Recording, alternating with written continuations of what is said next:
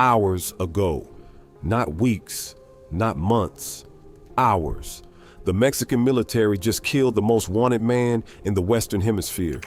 Nemesio Oseguera Cervantes, El Mencho, the leader of the Jalisco New Generation Cartel, the man who shot down a military helicopter with a rocket launcher, the man who tried to assassinate Mexico City's police chief, the man the U.S. government was offering $15 million to capture, dead, killed by special forces in the mountains of Jalisco.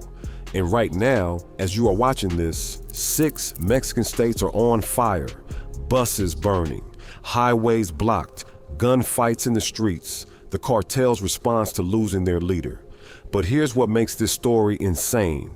Before El Mencho became the most powerful drug lord on the planet, he was a cop, a Mexican police officer working the same side he would later terrorize. Before that, he was an avocado farmer's kid who dropped out of school in 5th grade. And before that, he was guarding marijuana fields at 14 years old. This is the story of how a 5th grade dropout from one of the poorest villages in Mexico became more powerful than El Chapo, how he built a fentanyl empire responsible for hundreds of thousands of American deaths, how he evaded capture for over a decade while his entire family got locked up, and how it all ended today in a helicopter ride to Mexico City that he did not survive.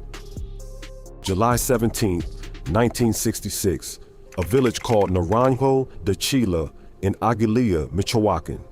If you have never heard of it, that is the point. Nobody has.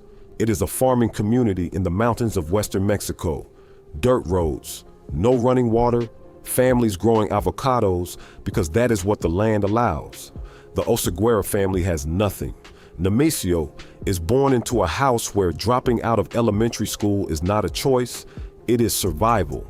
By 5th grade, he is done. No more classroom, time to work. He starts in the avocado fields, the same as his father, the same as everyone. But here is what is different about Michoacan. The same mountains that grow perfect avocados also grow something else, marijuana, opium poppies, and the cartels that traffic them. By 14, Nemesio is not picking avocados anymore.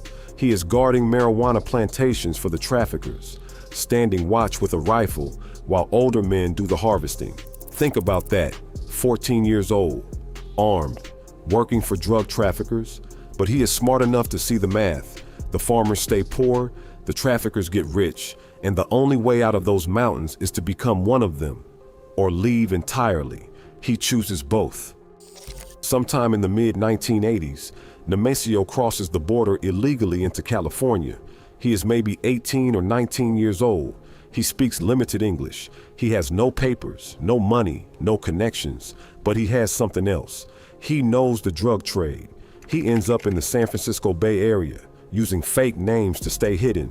Ruben Avila, Jose Lopez Prieto, Miguel Valadez, Carlos Hernandez. A different identity for every situation.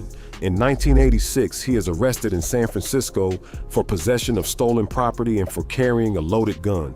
It is the first time United States law enforcement gets his fingerprints. He gets out.